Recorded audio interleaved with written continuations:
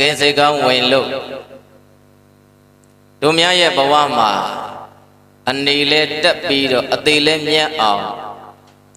ဗုဒ္ဓညွန်ပြဆုံးမခဲ့တဲ့ဓမ္မတွေဟာဘဝအတွက်အနှစ်သာရအစစ်အမှန်တွေပဲလို့ဒီလိုတော်ကောင်းတို့ရဲ့စိတ်တဲ့ရင်ဝယ်မှာထွေးပိုက်လို့အခဲကဟောဒီဓမ္မမန္တက်တဲ့ရောက်ရှိလာကြတဲ့ဆွေတော်မျိုးတော်တရားနာပရိသတ်များဟောနာကြည်ညိုကြဖို့ဆိုပြီးတော့ဒီကိုယ်တော်တရားတစ်ပုဒ်ရွေးထုတ်ခဲ့ပါတယ်အဲ့ဒီတရားရဲ့နာမည်ကပရိသတ်ရဲ့အလုံးမှတ်လိုက်ဘဝရဲ့နောက်ဆုံးအချိန်လို့တရားနာမည်ပေးပါတယ်ပရိသတ်ရဲ့အလုံးပြောပါတရားလေပြန်ပြောပါဦးဘဝရဲ့ဘဝတစ်ခုရလာရင်အစဆိုတာရှိတယ်လို့အဆုံးဆိုတာလည်းရှိပါတယ်ဒါကြောင့်မလို့ဘဝရဲ့နောက်ဆုံးအချိန်ဆိုတာလူတိုင်းကြုံရမှာလားမကြုံရဘူးလားအဲ့ဒီဘဝရဲ့နောက်ဆုံးအချိန်ရောက်ရင်ကိုယ်တိုင်ကြုံရတဲ့အခါကျရင်ဘလို့ကြော်ဖြတ်မလဲဘလို့နှလုံးသွင်းပြီးတော့ဘလို့ရင်ဆိုင်ကြမလဲဘလို့တရားတွေနဲ့ဒီဘဝရဲ့နောက်ဆုံးအချိန်ကိုကြော်ဖြတ်ကြမလဲဆိုတာဒီကနေ့ကြိုတင်တွေးတောဆင်ခြင်သောအဖြစ်ဟောနာကြည်ညိုကြရမှာဖြစ်ပါတယ်မြတ်စွာဘုရားသက်ရှိတင်ကြားရှိတော်မူစဉ်တုန်းကဘုရားရှင်ကိုယ်တော်မြတ်ကိုမေးခဲ့တဲ့ပုဂ္ဂိုလ်တဦးရှိတယ်ရှင်ဘုရားလောကမှာဘဝတစ်ခုအစပြုလို့ရလာတဲ့ပုဂ္ဂိုလ်တိုင်းဟာနောက်ဆုံးအချိန်ဆိုတာလည်းရှိပါတယ်ခင်ဗျာဒါကြောင့်မလို့အဲ့ဒီဘဝရဲ့နောက်ဆုံးအချိန်ကြာရင်တချို့သောပုဂ္ဂိုလ်တွေကမကြော်ဖြတ်တတ်ဘူးမကြော်ဖြတ်ရဲဘူးတချို့သောပုဂ္ဂိုလ်တွေကကြော်ဖြတ်တတ်တယ်ကြော်ဖြတ်ရဲတယ်ခင်ဗျာမေးခဲ့တဲ့ပုဂ္ဂိုလ်တူရှိတော့မြတ်စွာဘုရားကသုတ်တန်လေးတစ်ခုထုတ်ပြီးတော့ဖြေတော်မူခဲ့တဲ့ဒေသနာဒီညဓမ္မလက်ဆောင်ပေးပါမယ်ပြန်ပြောပါတရားလေဘဝရဲ့တရားကမရှိပါဘူးเนาะအလွန်အကျွံကြာတဏှာကြီးပေါ့ဤတရားဒေသနာတော်ကိုယနေ့ညဟောနာကြည်ညိုကြရမှာဖြစ်လေသောကြောင့်တရားမောကြသိမိမှတရားပိုင်ရှင်ဖြစ်တော်မူသည်တရားတော်အလုံးကိုဟောကြားတော်မူခဲ့သည်ဘုရားရှင်ကိုယ်တော်မြတ်ကြီးရဲ့အမတန်အေးချမ်းကြည်လင်တော်မူသည့်မဟာကရုဏာတော်ကိုသိစရာတရားလုံးစုံတို့ကိုသိတော်မူမြင်တော်မူတတ်သည့်သဗ္ဗညုတဉာဏ်ဒီဟုသောပညာကိုထိုမဟာကရုဏာကုံပညာကုံနှစ်ပါးစုံတို့နှင့်ပြည့်စုံတော်မူသောဘုန်းတော်၆ပါးသခင်သဗ္ဗညုဘုရားရှင်ကိုရောမြတ်ကြီးရဲ့တရားဒေသနာတော်တို့ရဲ့သံဃာတော်ရှင်သူမြတ်တို့ရဲ့မိဘဆရာလိုခေါ်တဲ့အနန္တောအနန္တ၅ပါးတို့ရဲ့ဂုဏ်ကိုအာယုံပြုလို့ရှင်ကိုပူဇော်ကြောကြရအောင်အလုံးလိုက်စို့ဗုဒ္ဓဂုဏ်တော်မင်္ဂမြောပူဇော်ပါဤအရှင်ဘုရားကြည်ကြည်လေးနှစ်ခေါက်ဆိုမယ်ဗုဒ္ဓဂုဏ်တော်မင်္ဂမြောပူဇော်ပါဤအရှင်ဘုရားဗုဒ္ဓဂုဏ်တော်မင်္ဂမြောပူဇော်ပါဤအရှင်ဘုရားဓမ္မဂုဏ်တော်မင်္ဂမြောပူဇော်ပါဤအရှင်ဘုရား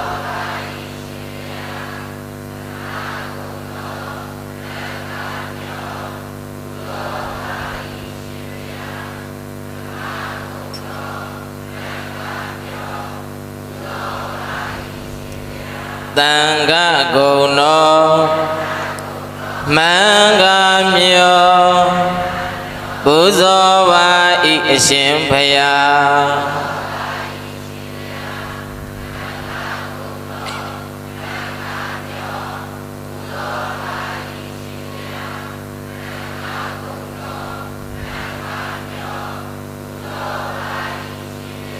မိဘဂုဏ်တော်မင်္ဂမြောပူဇော်ပါ၏အရှင်ဘုရား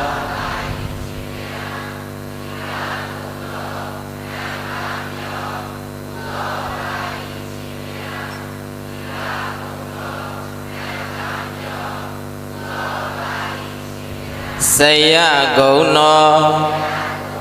မင်္ဂမြော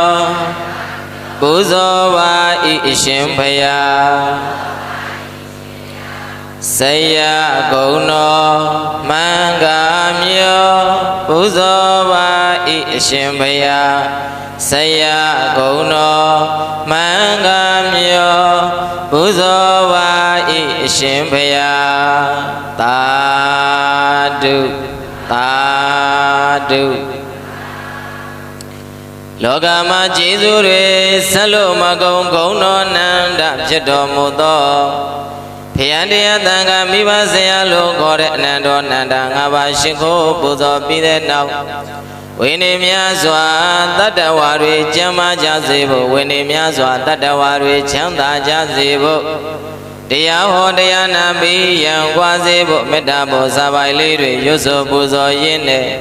မေတ္တာတပွန်လို့ကြရအောင်အလုံးလိုက်ဆို32ဘုံအလုံးစုံအကုန်ချမ်းသာစေနှစ်ခေါက်ဆို32ဘုံ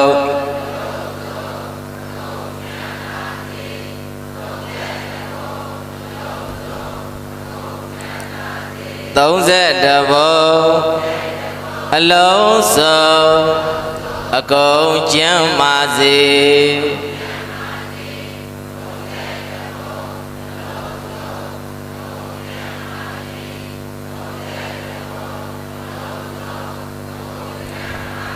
မိမိကောင်းမှုအကြောင်းပြုတောင်းတဲ့ဆုနဲ့ပြည့်ပါစေ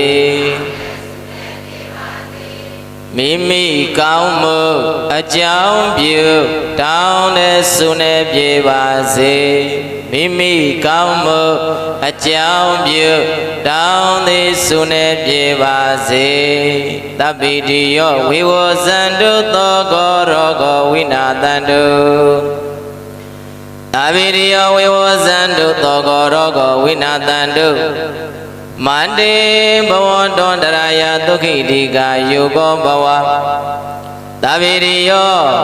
အလုံးစုံသောဘေဟုဘယံဆွဲအန္တရေဟောသမျှအပေါင်းသည်ဝေဝဇံတို့ရှောင်လွယ်ပျောက်ပြဲကြပါစေကုန်သောကောဇသောကတရားတိ၎င်းရောဂောဇကအနာယောဂတို့တိ၎င်းဝိနာတန်တို့ကင်းစင်လွတ်ပြောက်ကြပါစေကုန်ဒေတုံမကဓမ္မသဘင်စေရင်ကျင့်ပဣဒာနတုတရားတော်နာကြွားရောက်လာကြကုန်သောသင်မျိုးကောင်းသားမျိုးကောင်းသမီးတို့ရဲ့တန်တမ်းမှာအန္တရာယောအန္တရေဟောသမျှအပေါင်းဒီမှာဘဝတို့ဘာတခုမှမကြရောက်မဖြစ်ကြပါစေကုန်လေဒုက္ခိဒုက္ခိတကိုစိတ်နှပြကျမ်းမာချမ်းသာကြကုန်သည်သာလျင်ဖြစ်၍ဒီကယုကတယတံကိုကြော်လန်းနိုင်ကြကုန်သည်ဘဝတို့ဘဝတို့ကောင်းစွာမသွေဖြစ်နိုင်ကြပါစေကုန်သတည်း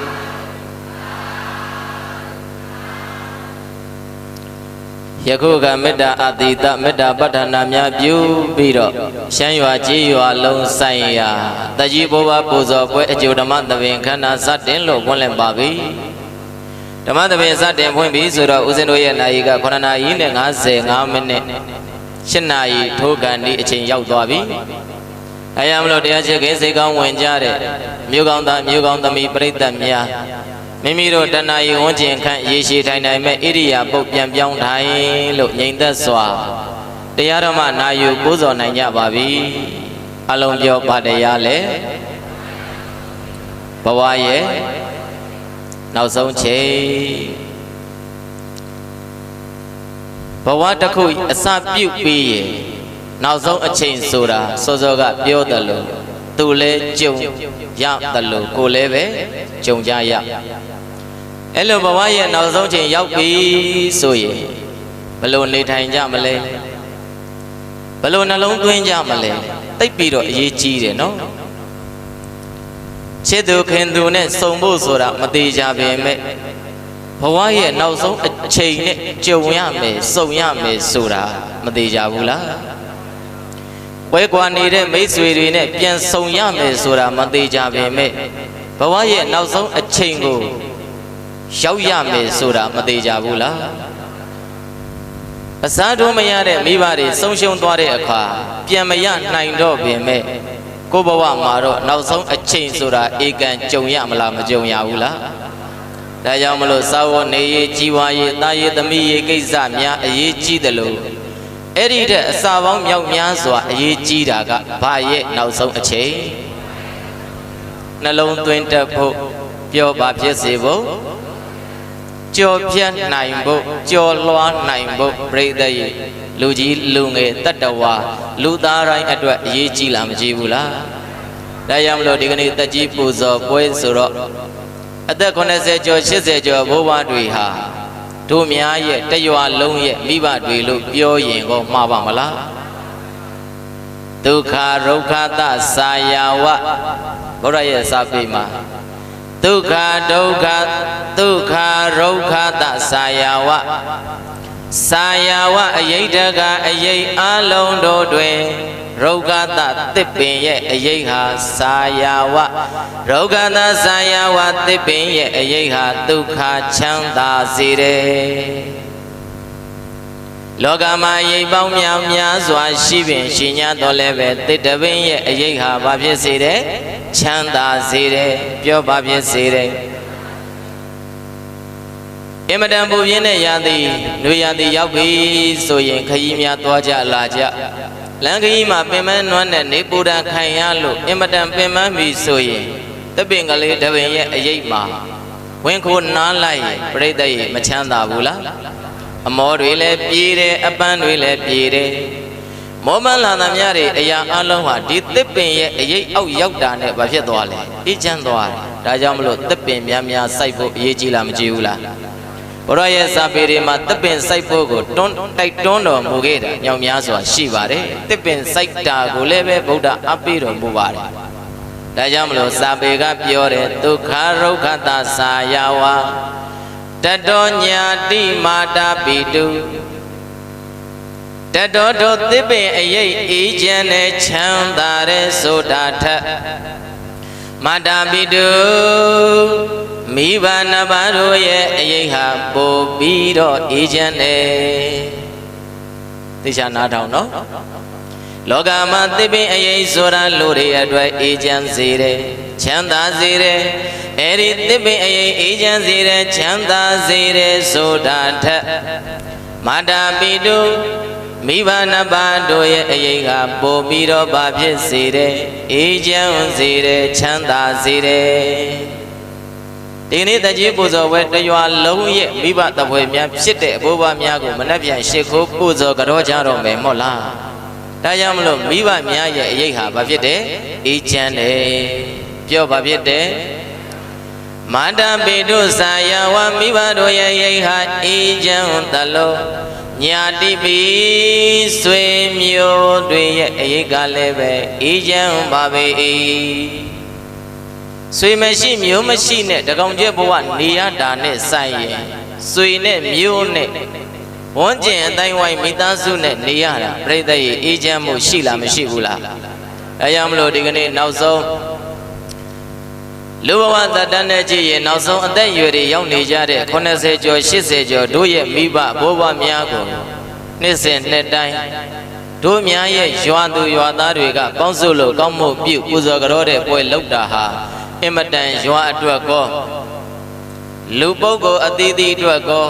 ပစ္စုပန်ဘဝအတွက်ကောဘဝတန်တရာအတွက်ပါဘာဖြစ်စေတယ်အေးချမ်းစေတယ်ပြောဘာဖြစ်စေတယ်အေးချမ်းစေတယ်ဒါလေးကိုရှေ့ဦးစွာပြောပြရစီနော်ဒါကြောင့်မလို့လူဘဝရဲ့တတန်းကိုကြည့်လိုက်တော့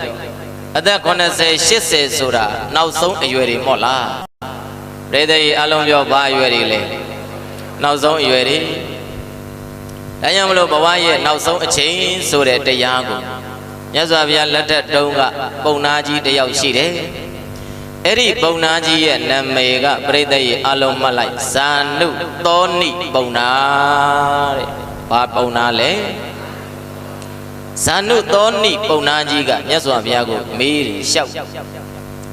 ဗန္ဒီဘဂဝါဘုံနေဝံထုံးလင်းတောက်ပါတော်မူသောမြတ်စွာဘုရားဣမသမိန်လောကေဟောဒီလောကကြီးထဲမှာမနုဿာလူတွေဟာ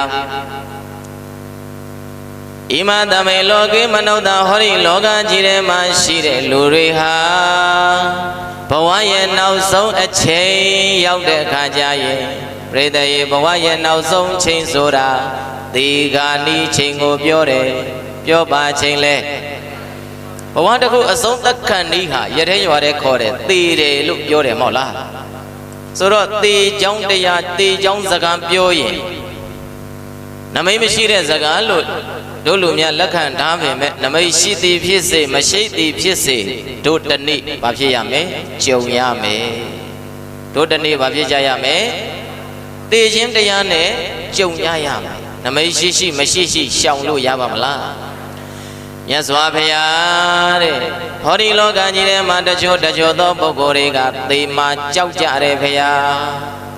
သေမာဘာဖြစ်ကြဒီကနေ့လိုခေါ်တဲ့ဘဝရဲ့နောက်ဆုံးချိန်ရောက်ရင်အင်မတန်ကြောက်လန့်ထိတ်လန့်ပြီးတော့လှုပ်ရှားလို့ကြောက်ကြောက်ရွံ့ရွံ့နဲ့သေကြရတယ်ဘုရားနောက်တဲ့နံပါတ်နဲ့လူတွေကတော့အရှင်ဘုရားတဲ့ဘဝရဲ့နောက်ဆုံးအချိန်ရောက်တဲ့အခါတော်မှသေကံဒီအချိန်ရောက်တာတော့မှသူတို့မကြောက်မရွံ့နဲ့သေကြတယ်ဘုရားလောကမှာလူနှမျိုးရှိတယ်တဲ့နံပါတ်1သေမှာကြောက်တဲ့သူနဲ့သေမှာမကြောက်တဲ့သူလူဘယ်နှမျိုးလဲအဲ့ဒီထဲမှာတို့တွေဟာသေမှာကြောက်တဲ့ထဲပါရင်လူဘဝရတဲ့အကျိုးရှုံးတာလားမြတ်တာလားဒါဆိုရင်ဘယ်အုပ်စုတွေပါဖို့အရေးကြီးလဲသေမှာမကြောက်တဲ့အုပ်စုတွေပါဖို့လိုလားမလိုဘူးလားအဲကြောင့်မလို့တို့ရွာသူရွာသားတရားနာပရိသတ်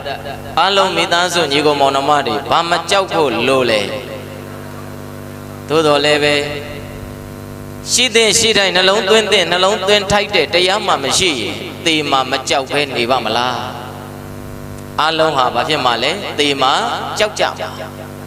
ဒါကြောင့်မလို့မြတ်စွာဘုရားဟောဒီလောကကြီးထဲမှာလူနှမျိုးလူနှစုရှိတယ်ဘုရားနံပါတ်1လူတွေနံပါတ်1အုပ်စုလူတွေကသေမှာကြောက်တယ်ဘုရားနံပါတ်2အုပ်စုလူတွေကသေမှာမကြောက်ဘူးဘုရားတဲ့တချို့ပုဂ္ဂိုလ်တွေဘုရားသေကံဤကြရင်ကြောက်ကြောက်ရွံ့ရွံ့ထိတ်ထိတ်လန့်လန့်နဲ့သေသွားကြတယ်ဘုရားတချို့သောပုဂ္ဂိုလ်တွေကသေကံဤတောင်မှမကြောက်မရွံ့ငြိမ်ငြိမ်သက်သက်အေးအေးချမ်းချမ်းနဲ့ပြုံးပြုံးရွှင်ရွှင်နဲ့သေသွားကြတယ်ဘုရားဆိုတော့တို့တွေလည်းသေသွားခဲ့ရင်သေကြရရင်ထိတ်ထိတ်လန့်လန့်နဲ့သေခြင်းသလားပြုံးပြုံးရွှင်ရွှင်အေးအေးချမ်းချမ်းလေးသေခြင်းသလားပြိတ္တကြီးအတန်တိုးသလားမသိပါဘူးသေစကားပြောလို့မြန်စိတ်ခုနေသလားသေအောင်ခုသေကိုသေမှာဟုတ်လားစိတ်ခုယုံမကလို့စိတ်ကောက်ယုံမကလို့စိတ်ဆိုးယုံမကလို့ကြိုက်တဲ့လောက်ကြိုက်တာဖြစ်ဘာဖြစ်မှာသေကိုကြိုက်မကြိုက်ရှောင်လို့ရရဲ့လားဒါကြောင့်မလို့ကြဲကြဲလေးဖြေစမ်းပါသေကံဤအချိန်ရောက်လို့သေကြရတော့မယ်ဆိုရင်ကြောက်ကြောက်ရွံ့ရွံ့ထိတ်ထိတ်လန့်လန့်နဲ့သေခြင်းကြတာလားငြိမ်ငြိမ်သက်သက်နဲ့သေခြင်းကြတာလားဒါဆိုရင်ဘာမကြောက်သောသူတွေဇာနုသောဏိပုံနာကြီးကမြတ်စွာဘုရားကိုမေးလိုက်တော့မြတ်စွာဘုရားကပုံနာကြီးတဲ့ဇာနုသောဏိပုံနာကြီးလောကမှာသေမှာကြောက်တဲ့ပုဂ္ဂိုလ်တွေကဘာဖြစ်လို့ကြောက်တာလဲဆိုတော့ငါးပြအာယုကာမဂုဏ်တွေရဲ့အပေါ်မှာတွေ့တာတမတ်တန်ရောစဉ်များလို့ကာမဂုဏ်တွေကိုခင်မင်တာများရင်ဘာကြောက်တယ်ကာမဂုဏ်တွေရဲ့အပေါ်မှာခင်မင်မှုတွေများမယ်တမတ်မှုတွေများမယ်တန်ရောစဉ်ဖြစ်မှုတွေများမယ်ဆိုရင်ဘာကြောက်တယ်သေမှာကြောက်တယ်သေကံဤကြရင်ထိတ်လန့်ပြီးတော့အော်ဟစ်ပြီးတော့ကြောက်ရွံ့ပြီးတော့ငါသေရတော့မလားငါသေရပါတော့မလားဆိုပြီးတော့ဘာဖြစ်နေတာကြောက်နေတာ သေတော်လည်းပဲကြောက်ကြောက်ရွံ့ရွံ့နဲ့သေရတယ်သေပြီးရင်လည်းပဲအပေရောက်တယ်သေတော်လည်းကြောက်ကြောက်ရွံ့ရွံ့နဲ့ဘာဖြစ်ရသေရသေပြီးရင်လည်းပဲအပေကိုရောက်သွားတယ်ပရိသေဒီတရားဒီစကားတွေဟာဒုဘဝအတွက်အရေးကြီးလားမကြီးဘူးလားအဲ့ဒီဘဝရဲ့နောက်ဆုံးအချိန်ရောက်သွားရင်သိတံဖို့ရှိလိမ့်မယ်အခုတော့ဦးဇင်းတို့အကြီးတွေမကြီးများညီကောင်မောင်နှမများကဘာတရားကြီးမှမသိပါဘူးလို့ထင်ကောင်းထင်လိမ့်မယ်တကယ်လက်တွေ့ကြုံရင်လာကြရပြီစုံလာကြရပြီဆိုရင်တန်ဖို့ရှိပါလိမ့်မယ်သဘောပေါက်လားဇာနိုသောနိပုံနာကြီးအေးလောကမှာသင်မကြောက်တဲ့ပုဂ္ဂိုလ်တွေကငါးပြားအယုံကာမဂုဏ်ငါးပါးအယုံကာမဂုဏ်တွေကိုခင်မင်တွေ့တာတန်ရောစဉ်များလို့ကာမဂုဏ်ငါးပါးအာယုန်တရားတွေရဲ့အပေါ်မှာတွေ့တာမှုတတ်မှတ်မှုတန်ရောစဉ်မှုခင်မင်မှုတွေများရင်ပြိဿရဲ့ပြန်ပြောစမ်းမှာပါကြောက်တယ်ဆိုလိုက်ပါကာမဂုဏ်ငါးတွေခင်များနေကြောက်သေးသေးရမည်ကာမဂုဏ်ငါးတွေခင်များနေကြောက်သေးသေးရမည်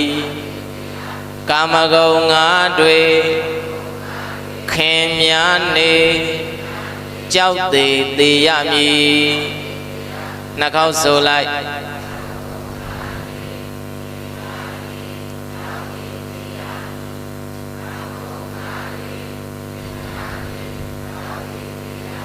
အာမရလိုက်တာ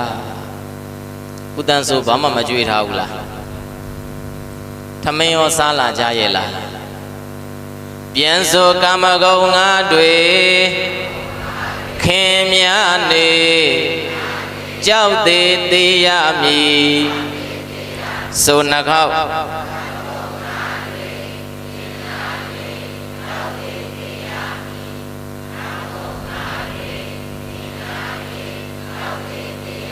ဟုတ်ပြီဒီထက်တိုးရင်အောင်လားအောင်စမ်းပွဲပြတ်သွားမယ်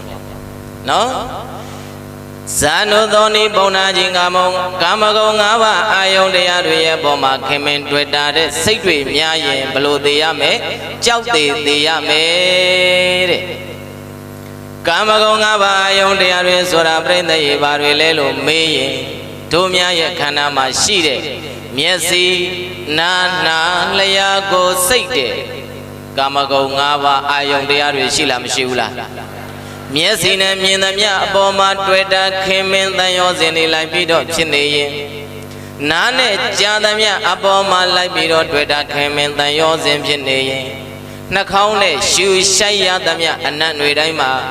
လိုက်ပြီးတော့ကာမဂုဏ်တရားတွေရဲ့အပေါ်မှာတွေ့တာခင်မင်တန်ရောစဉ်တွေဖြစ်နေရင်သေတဲ့အခါဘလို့သေရမယ်ကြောက်သေရမယ်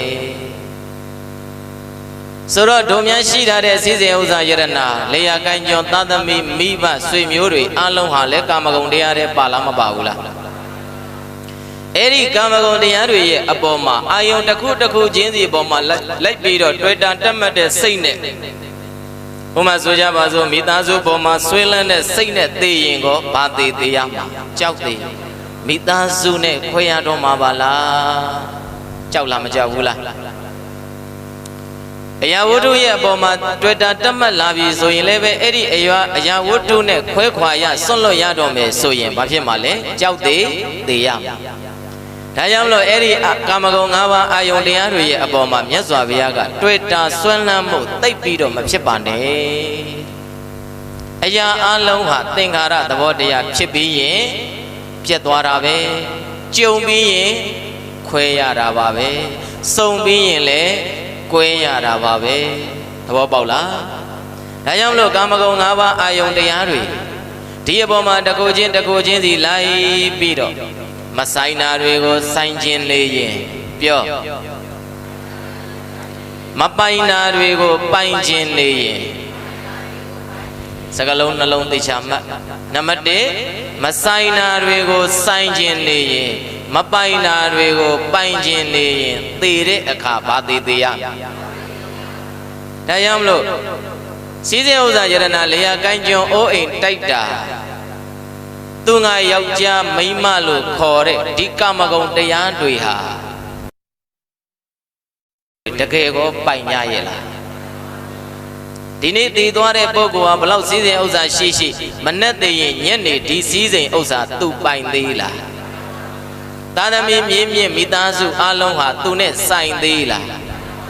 ကိုယ့်ရဲ့တကယ်ချင်းပေါင်းသိမိတ်ဆွေချင်းသူချစ်သူခင်သူမုန်းသူ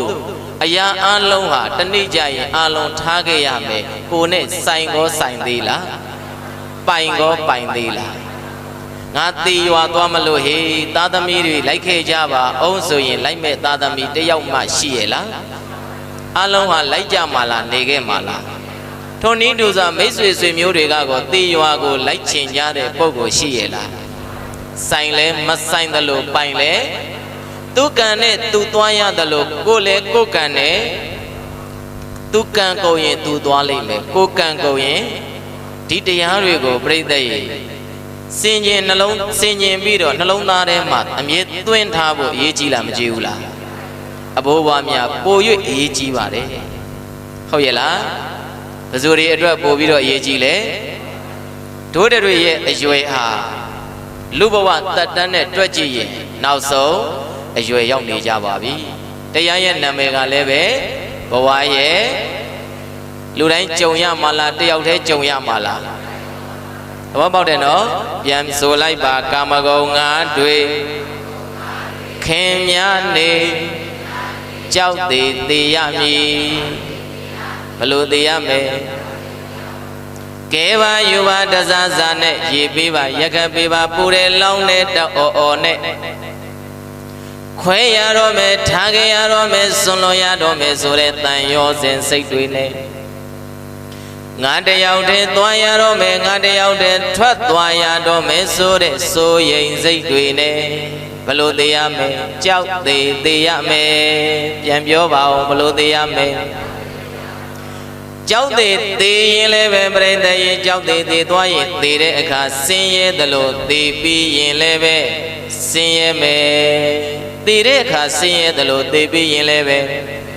ဘာဖြစ်လို့သေပြီးရင်ဆင်းရဲတာလဲသူကဘလို့သေခဲ့လို့ကြောက်သေးသေးခဲ့လို့တဲ့ပြန်ပြောဘလို့သေခဲ့လို့ဆိုလိုက်ပါကြောက်သေးသေးကအပေကြဒုက္ခဆင်းရဲမည်ကြောက်သေးသေးကအပေကြဒုက္ခဆင်းရဲမည်နှစ်ခေါက်ဆိုလိုက်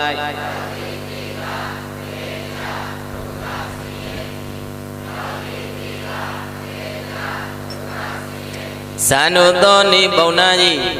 လောကမှာရှိတဲ့ငါးပြာရောကာမဂုဏ်တရားအရာဝတ္ထုတိုင်းရဲ့အပေါ်မှာတွေ့တာတက်မဲ့ချစ်ခင်မမောတန်ရောစဉ်တွေများနေရင်တည်တဲ့ကဘလို့သိမဲကြောက်သေးသေးသွားတဲ့ပုဂ္ဂိုလ်တွေကသေပြီးရင်ဘယ်ရောက်မဲအပေရောက်မဲသေပြီးရင်ဘယ်ရောက်မဲတို့ကနိဗ္ဗာန်ကိုရောက်ဖို့မရောက်ဖို့ခဏလေးထားဘယ်ကလွတ်ဖို့အရေးကြီးလဲဘာမှမဟုတ်တယ်နော်နိဗ္ဗာန်ကိုရခြင်းမရခြင်းရောက်ခြင်းမရောက်ခြင်းခဏလေးထပြိတ္တရဲ့ဘယ်ကလွတ်ဖို့အရေးကြီးတယ်ဒါကြောင့်မလို့အပေကလွတ်အောင်ကာမဂုဏ်တရားတွေရဲ့အပေါ်မှာခင်မင်တွေ့တာတဲ့စိတ်များရမှာလားနေရမှာလားနေနေတဲ့စိတ်ကိုပျောက်သွားအောင်များနေတဲ့စိတ်ကိုနေသွားအောင်ဒီလိုမဟုတ်လားဒါကြောင့်မလို့ပြန်ဆိုပါကြောက်သေးသေးကအပေကြဒုက္ခဆင်းရဲမည်ကြောက်သေးသေးကအပေကြဒုက္ခဆင်းရဲမည်ဇာနုသောနိပုံနာကြီး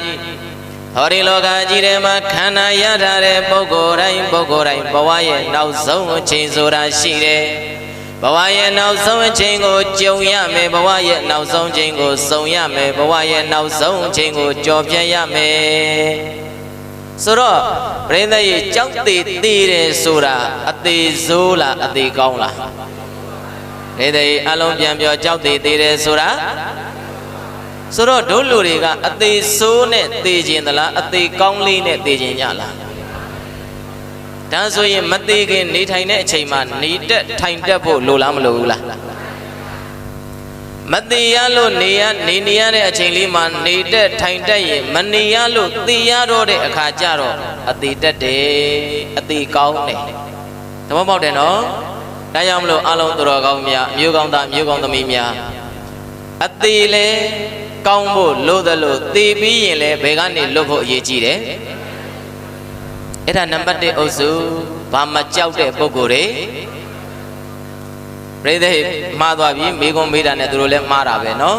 ဘာကြောက်တဲ့ပုဂ္ဂိုလ်တွေဘာတွေကိုခင်တွယ်နေလို့ကာမဂုဏ်တရားတွေခင်တွယ်နေလို့တဲ့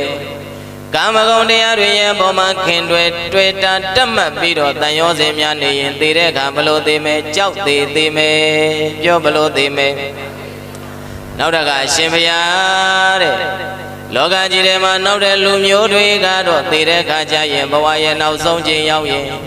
ဘဝရဲ့နောက်ဆုံးအချိန်နဲ့ကြုံတဲ့အခါကျရင်မကြောက်ဘဲနဲ့မတုံလုံဘဲနဲ့မကြောက်မယွံပဲနဲ့တည်သွားကြတယ်ဘုရားတဲ့အဲ့ဒီပုဂ္ဂိုလ်တွေကဘာဖြစ်လို့လဲရှင်းသွားပါပြီအဖြေကပေါ်သွားပြီကာမဂုဏ်တရားတွေရဲ့ပေါ်မှာတွေ့တာတတ်မဲ့တန်ရောစင်များရင်ကြောက်သေးရတယ်ဆိုရင်ကာမဂုဏ်တရားတွေရဲ့ပေါ်မှာတွေ့တာတဲ့စိတ်နဲ့မဲ့တန်ရောစင်စိတ်နဲ့မဲ့တတ်မဲ့တဲ့စိတ်နဲ့မဲ့မရှိတော့ဘူးဆိုရင်သေမှာကြောက်ပါမလားဘာဖြစ်လို့လဲသူကစောကလေးကတွေးထားတယ်။ဩငါဆိုင်လဲမဆိုင်သလိုပိုင်လဲမပိုင်ဘူး။သူလဲသူကံနဲ့သူလာတယ်။သူကံကုန်ရင်သူပြန်ရမယ်။ငါလဲငါကံနဲ့ငါလာတယ်။ငါကံကုန်ရင်ငါပြန်ရမယ်။ဒီလိုကြိုတွေးထားတော့ပြိဿရဲ့အဲ့ဒီဘဝရဲ့နောက်ဆုံးအချိန်မိသားစုနဲ့ခွဲရတော့မယ့်အချိန်ချစ်သူနဲ့ခွဲရတော့မယ့်အချိန်တငယ်ချင်းပေါင်းတဲ့ဆွေမျိုးတွေနဲ့ခွဲခွာရတော့မယ့်အချိန်ကြရင်ငိုကြွေးပူဆွေးเสียလိုသေးလားကြောက်เสียကောလိုသေးလားဘာဖြစ်လို့လဲကြိုတွေးထားလို့ဒိဋ္ဌိအလုံးပြောဘာဖြစ်လို့လဲဒါကြောင့်မလို့ဒီကနေ့တို့တွေလည်းပဲတရားနာတယ်ဆိုတာဘဝရဲ့နောက်ဆုံးချိန်ကိုဒီမှာလာပြီးတော့ဘာလုပ်နေတာကြိုတွေးနေတာပြောဘာလုပ်နေတာလဲအဲ့ဒီအချိန်ကျမှဟုတ်လားကဲပါယူပါဘုန်းကြီးပင်ပေးပါပရိလေးရွတ်ပေးပါဆိုလို့ရပါမလားစာကြက်နေတဲ့ចောင်းသားចောင်းသူတွေကြည်လိုက်တနည်းပတ်လက်လုံးကြက်လာတဲ့စာတွေဘလောက်ပဲရတယ်ပြောဘလောက်ပဲမရပါဘူးပြောဘလောက်ပဲနားရှင်းပါတယ်ပြောဘလောက်ပဲနားမလဲပါဘူးပြောသူတို့အတွက်အရေးအကြီးဆုံးအချိန်ဟာဖိုင်နယ်လို့ခေါ်တဲ့နောက်ဆုံးစာမိုးပွဲပဲမဟုတ်လားအဲ့ဒါမှအဖြစ်ပြီးသွားတာပဲသူတို့အတွက်လည်းဒီတစ်နှစ်တာရဲ့နောက်ဆုံးအချိန်ပဲဖြေနိုင်တဲ့သူအောင်သွားမှာမဖြေနိုင်တဲ့သူအတန်းထဲမှာကြောင်းစာမိုးပွဲတွေမှာအခန်းထဲမှာဘလောက်ပဲတော်ဘလောက်ပဲရဘလောက်ပဲမရဘလောက်ပဲနားမလဲသည်ဖြစ်စေနားလဲသည်ဖြစ်စေတကယ်အတန်းတင်စာမိုးပွဲမှာရတဲ့ပုဂ္ဂိုလ်ဘာဖြစ်သွားမယ်အောင်သွားမယ်မရတဲ့ပုဂ္ဂိုလ်ကျသွားမယ်ထိုနည်းတူစွာဒုဘဝစာမိုးပွဲနဲ့ကြည်လိုက်ဘလောက်ပဲလူဘဝမှာဘလို့သားသမီးတွေနဲ့ပဲနေရဘလို့ပစ္စည်းဥစ္စာတွေပဲသုံးနေရဘလို့ပုဂ္ဂိုလ်မျိုးတွေနဲ့ပဲစုံရကြုံရပေါင်းသင်းနေရဘဝရဲ့နောက်ဆုံးအချိန်မှာစာမိုးပွဲမဖြေနိုင်ရင်ဘဝတန်တရာခရီးမှာအောင်မာလားကြမှာလားဝမ်းနေစရာလားဝမ်းသာစရာလားဒါကြောင့်မလို့အရေးကြီးဆုံးလူဘဝရဲ့အရေးကြီးဆုံးအချိန်ဟာဘဝရဲ့နောက်ဆုံးအချိန်မှာပဲပြောလူဘဝရဲ့အရေးကြီးဆုံးအချိန်ဟာဘဝရဲ့နောက်ဆုံးအချိန်မှာပဲသဘောပေါက်တယ်နော်ဒါကြောင့်မလို့အဲ့ဒီဘဝရဲ့နောက်ဆုံးအချိန်မှာနှလုံးသွင်းတတ်ဖို့အင်မတန်အရေးကြီးပါတယ်တချို့ပုဂ္ဂိုလ်တွေကတရှိတင်ညာရှိတုန်းကတော့ကောင်းမှုတွေများစွာလုပ်ပါရဲ့သို့တော့ဘဝရဲ့နောက်ဆုံးချိန်ရောက်ပြီဆိုရင်နှလုံးမသွင်းတတ်တော့တခုတော့အရာဝတ္ထုတွေပုဂ္ဂိုလ်သက်ရှိတွေပုဂ္ဂိုလ်တွေကိုဆွဲလန်းပြီးတော့တည်သွားတော့ပြိတ္တရဲ့မကျွတ်မလွတ်တဲ့ပြိတ္တာဘဝကြီးတွေဖြစ်လာမဖြစ်ဘူးလားခဏဥစဉ်ဟောပါတယ်မင်းညကပဲဟောခဲ့ပြီးပြီမော့လားဘာကြီး၄កောင်လဲပြိတ္တာကြီး၄កောင်အကြောင်းဟောခဲ့ပြီးသွားပြီကာမဂုဏ်တရားတွေရဲ့အပေါ်မှာဘာဖြစ်လို့ခင်မင်မှုများလို့ပြောကာမဂုဏ်တရားတွေရဲ့အပေါ်မှာဗာမှုများလို့ဒါဆိုရင်တို့တွေရဘဝရဲ့နောက်ဆုံးချိန်မှာအေးအေးချမ်းချမ်းနဲ့ကြော်ပြတ်နိုင်ခြင်းရင်ကြော်ပြတ်ခြင်းရတယ်ဆိုရင်ဒီကာမဂုဏ်တရားတွေကိုမဆိုင်တယ်လို့ကိုမပိုင်တဲ့အာယုန်တွေရဲ့အပေါ်မှာလိုက်ပြီးတော့တွေ့တာနေလို့ဖြစ်ပါမလား ခံရတော့တမိသားစုလုံးခံဝိုင်းခံပါလားကိုတယောက်တည်းခံရမှာလားမိသားစုဆွေမျိုးတွေကကိုဝိုင်းပြီးတော့ခံပေးမှလားကိုတယောက်တည်းခံရမှာလားသဘောပေါက်ရဲ့လားဒါကြောင့်မလို့ဇာနုသောနိပုံနာကြီးတဲ့သေမာမကြောက်တဲ့ပုဂ္ဂိုလ်တွေကဘာကိုမခင်တွေ့လို့ကာမဂုဏ်တရားတွေကိုမခင်တွေ့လို့တဲ့ဘာတွေကိုမခင်တွေ့လို့လဲဆိုလိုက်ပါကာမဂုဏ်ငါတွေ့မခင်လေမကြောက်သေးရမည်ကာမဂုဏ်ငါတွေ့မခင်လေမကြောက်သေးရမည်ကာမဂုဏ်ငါတွေ့မခင်လေမကြောက်သေးရမည်ဆိုလိုက်နှခေါက်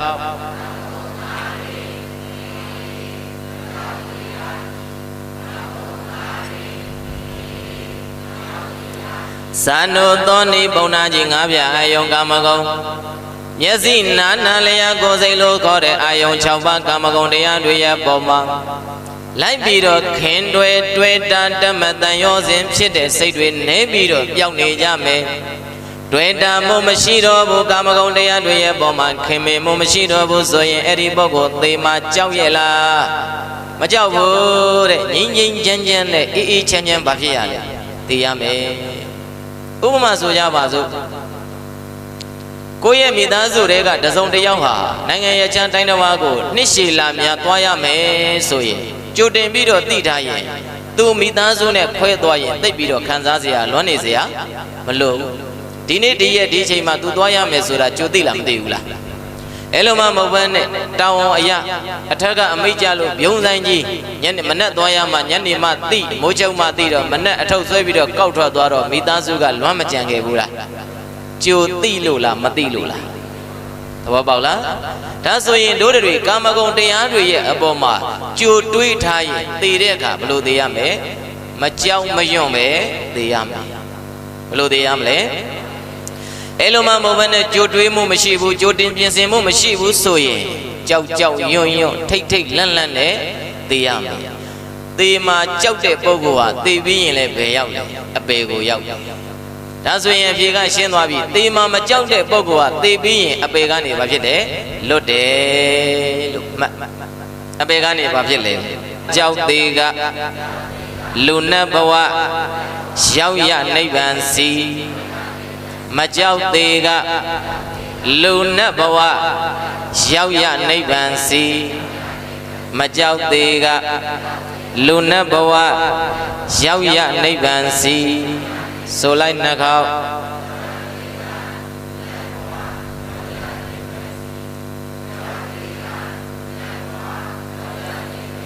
ကာမဂုဏ်ငါတွေမခင်လေးမကြောက်သေးရမည်မကြောက်သေးကလူနတ်ဘဝရောက်ရနိဗ္ဗာန်စီဒီမှာမကြောက်တဲ့ပုဂ္ဂိုလ်တွေလူဘဝနတ်ဘဝပြမဘဝနောက်ဆုံးဘယ်ထိရောက်မယ်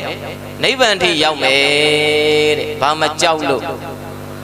ဘာလို့ဒီမှာမကြောက်လဲကာမဂုဏ်တရားတွေရဲ့အပေါ်မှာခင်လို့လားမခင်လို့လားမဆိုင်တဲ့အရာတွေကို तू မဆိုင်ခြင်းဘူး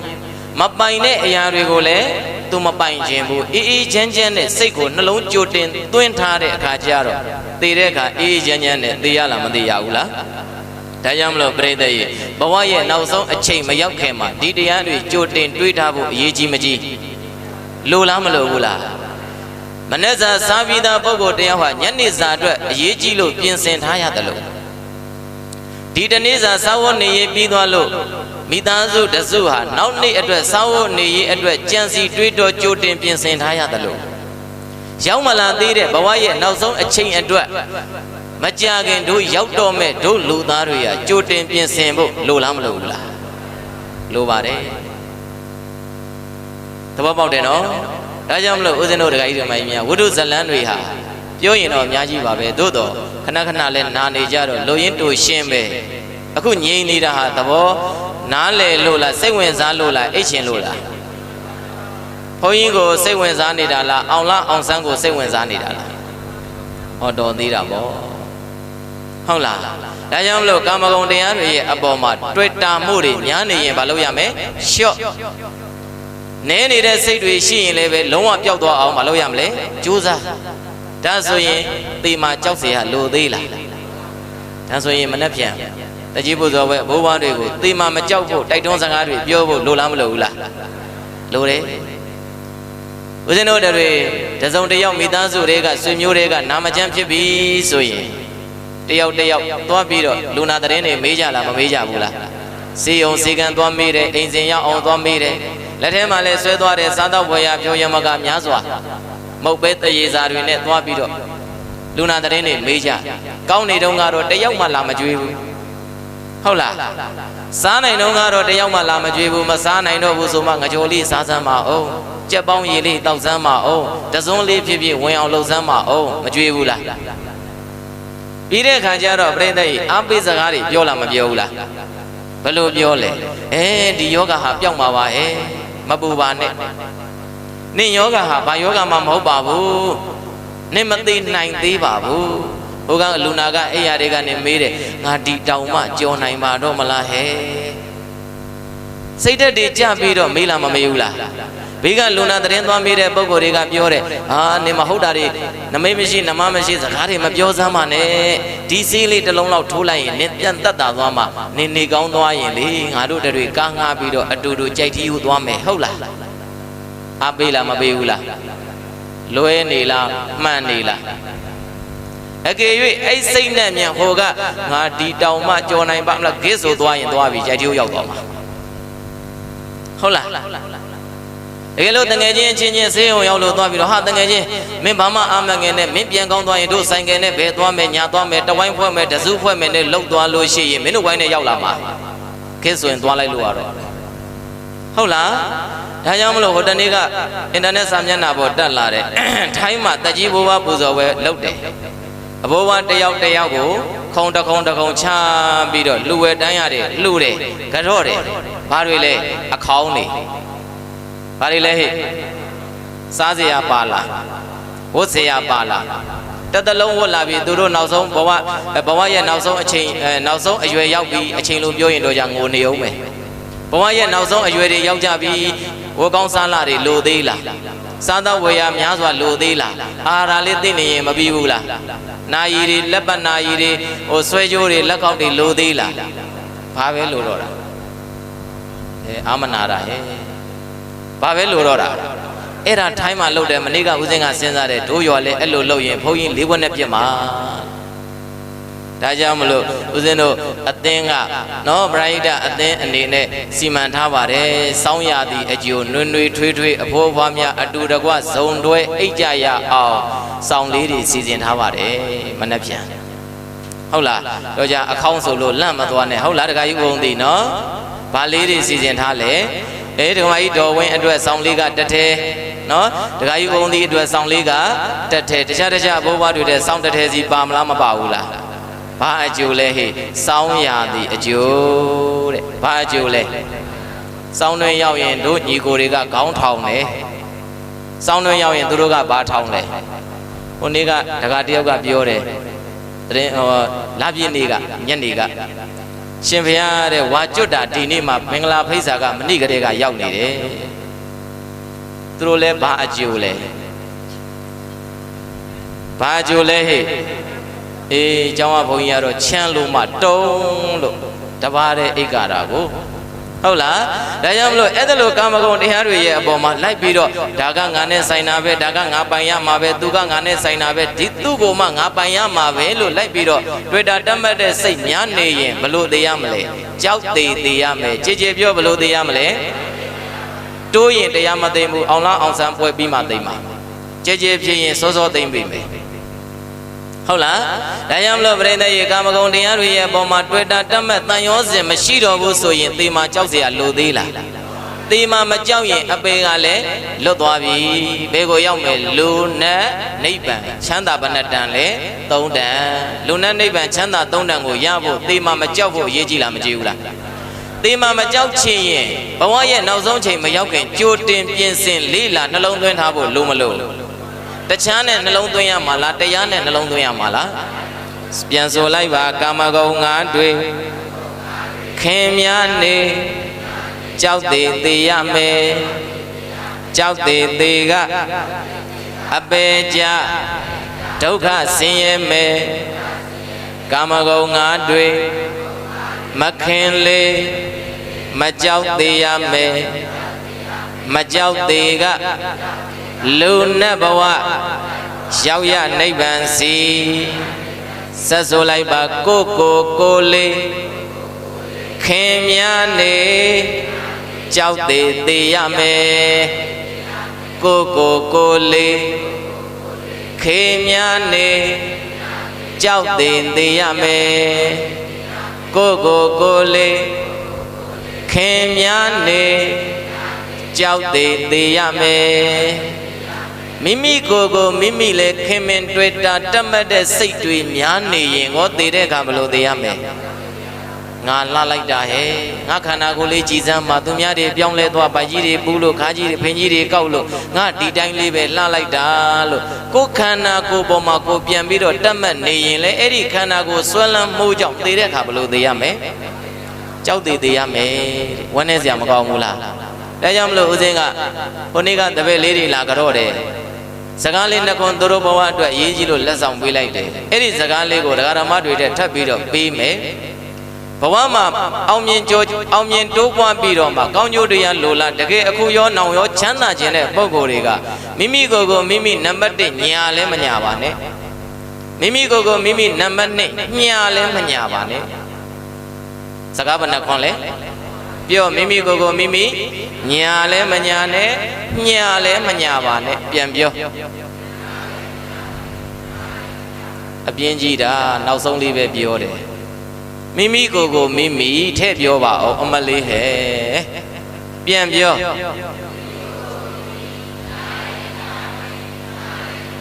အောင်လားအောင်စံတော်ကြည့်ကျင်တာအကျေကြီးပြောတယ်မိမိကိုမိမိနံပါတ်1ညာလဲမညာနဲ့တချို့ကကိုညာတယ်ငါတရားရနေပြီငါဒီအသည့်တွေငါမှတကယ်ရှိတယ်ငါကသီလလုံနေတကယ်တည်းကျတော့မလုံတကယ်တည်းကျတော့မသိကျောင်းသားတွေလည်းဥစဉ်ခဏပြောတယ်ကိုညာတဲ့ကျောင်းသားဟာစံဖို့ပဲမအောင်တော့ဘူးစာအုပ်လှမ်းကြည့်ငါရပြီပြန်ပိတ်တာပျောက်သွားအောင်တချို့ဓမ္မကြီးတွေလည်းတူတူပဲငါဘာသာရေးလိုက်စားတာပဲတကယ်တည်းကျတော့ထိရောက်ဘဝအတွက်စိတ်ချရလောက်အောင်သူ့ရဲ့တန်တန်မှာဘာသာရေးအသိမရှိသေးဘူးဒါကြောင့်မလို့ကိုညာရင်ဘဝမှာဆုံးရှုံးမှာပဲစီဝါရေးလောကမှာလည်းတူတူပဲလူမှုရေးနယ်ပယ်မှာကျမ်းမာရေးနယ်ပယ်မှာလည်းပြိဿရဲ့အသုံးဝင်လားမဝင်ဘူးလား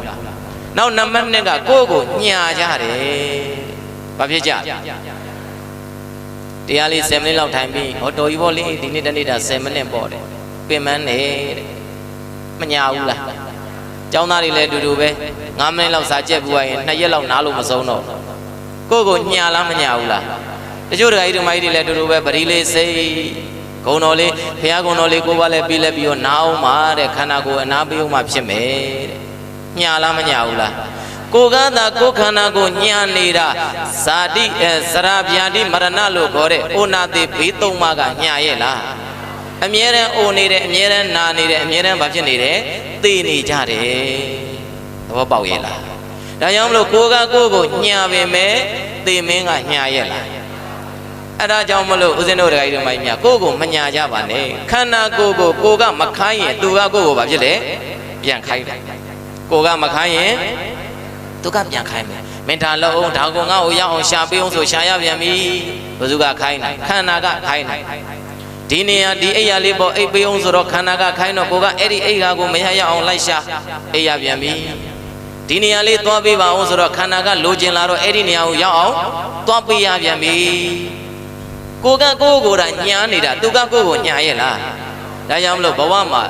လူမှုရေးစီးပွားရေးကျန်းမာရေးနောက်ဆုံးဘာသာရေးမှာအောင်မြင်တိုးပွားကြီးပွားတိုးတက်ခြင်းနဲ့ဆိုရင်စကလုံးဘယ်နှလုံးမှတ်ရမယ်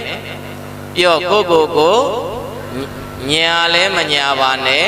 ညာလဲမညာပါနဲ့ဘဝရဲ့အနှစ်သာရစကလုံးတွေလို့မှတ်ပါဒီကတော့ကြံပန်လုံးပြီးတော့မှပြောနေတဲ့စကားတွေလားဘုရားဟောခဲ့တဲ့တရားတွေလားအရေးကြီးလားမကြည့်ဘူးလားဒီတရားတွေကိုဒါကြိုတင်နှလုံးသွင်းထားရင်ဘဝရဲ့နောက်ဆုံးအချိန်ကြရင်သားနဲ့ပဲခွဲရသမီးနဲ့ပဲခွဲရမိသားစုနဲ့ပဲထားခဲ့ရပြုံးလေးနဲ့အေးချမ်းမကြောက်မယွံ့မဲနဲ့သိရမယ်လို့ဒီလိုမှတ်သဘောပေါက်တယ်နော်ဒါကြောင့်မလို့ဆိုလိုက်ပါကိုလေးခင်များနေကြောက်သေးရမယ်နှာခေါင်းဆိုလိုက်